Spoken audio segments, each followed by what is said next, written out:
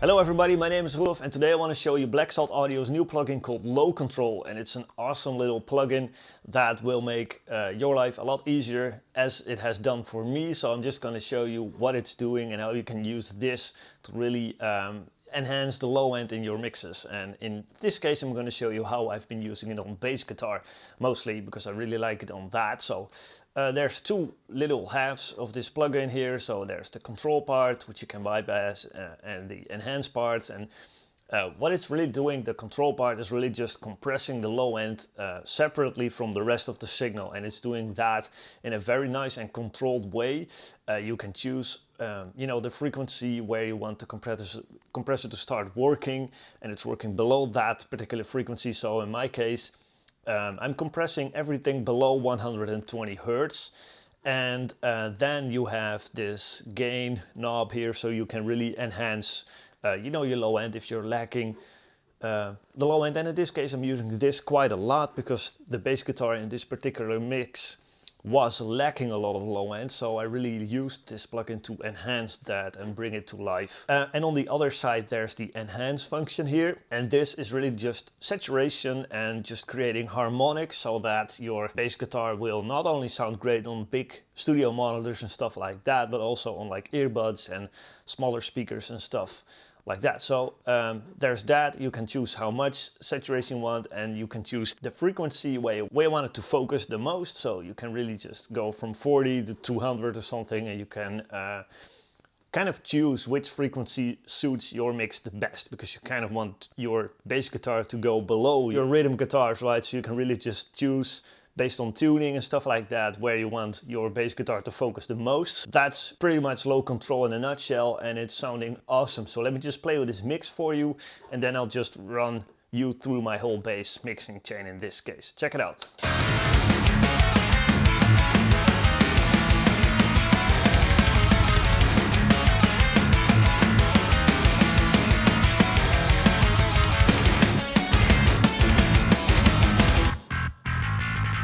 Bass and solo.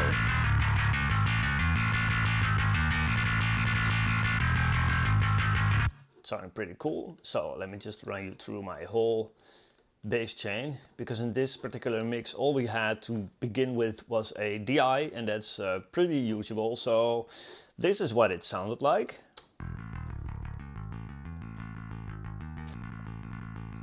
Pretty empty and boring, right? So right off the bat I wanted to boost some high end in this bass guitar before the amp sim, so that it's distorting the boosted high end, if that makes sense. So this is what that sounded like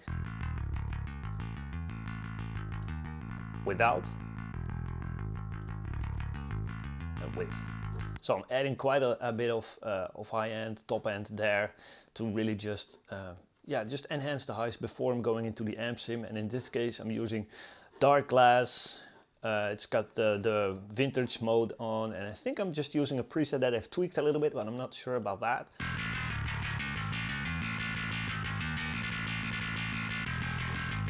Kind of a gritty, nice distorted bass tone, which I really like, but I thought it was lacking quite a bit of low end. So first up I'm boosting a little bit of low end with this Waves Bootleg EQ, just doing the 100 Hertz boost over here.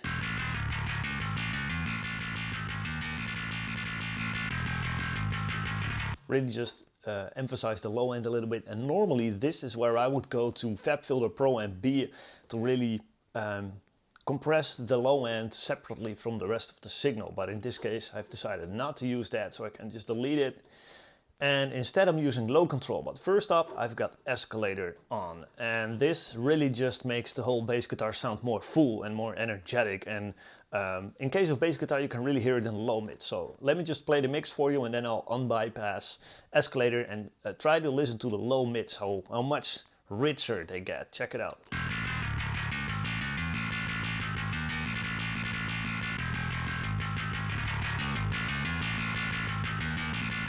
See, it's really making the whole bass guitar sound like it's like there's more of it. So that's really awesome. I really like that plugin. And then next up is low control, and this is where I'm doing most of the heavy lifting for this bass guitar. I'm adding a ton of low end, and I'm also using the saturator. So let me play it again, and then I'll unbypass low control, and then I'll explain what I've been doing. Check it out.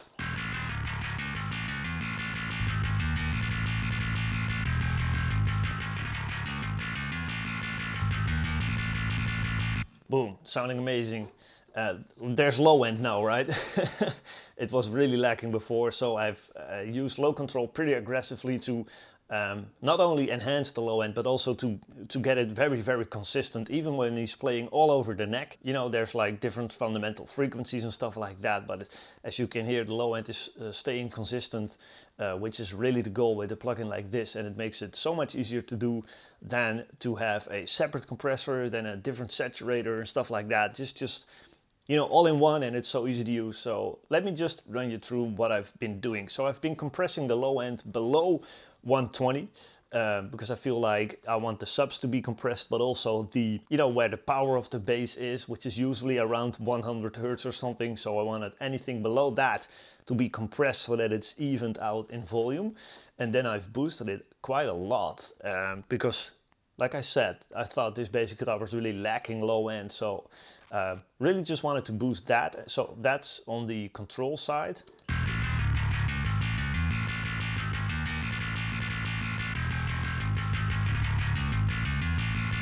You can really hear how much low end I'm adding there and how nice and consistent it is. And then on the other end, I'm doing the saturation, and I'm not using a ton of it, but just a bit to make it even more rich sounding and even more full, really. And I'm doing that around 100 because I felt like that was a nice frequency to focus the kind of like the power of the bass guitar in this mix, so that it's nice below the guitars, but not really messing with them, if that makes sense. So let me just quickly bypass this and play it for you. Check it out.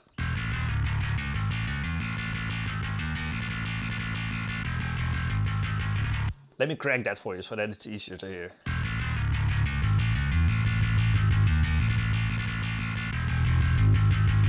So you can get really, really crazy with it. Let me just play around with the frequency a little bit so that you can hear how that is working.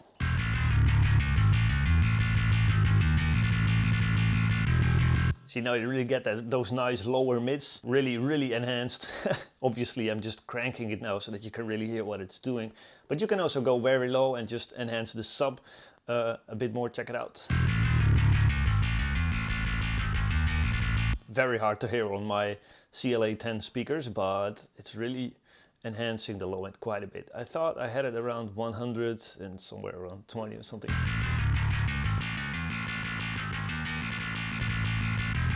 So that's low control for you. To me, this is sounding like a bass guitar now. It's really, really nice.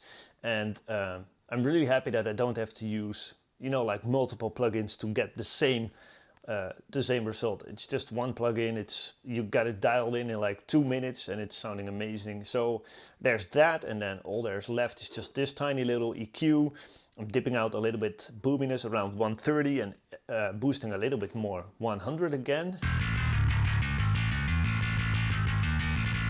Very subtle, but just, you know, just because the guitars are really focused around 130, I kind of dipped out the bass guitar there and gave the guitar some more room there. So that's really all that's doing. And then finally, I've got a nice 1.5K boost over here so that it's making the grind of the bass guitar cut through the mix a little bit better. So check that out in context of the mix, obviously.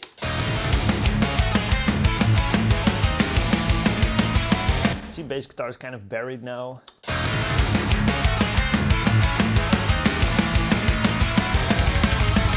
And now it's really poking through the guitars. Let me just show you that in solo as well. In solo it's almost sounding kind of nasty, kind of on the edge of too much, but in context of the mix it's sounding really great.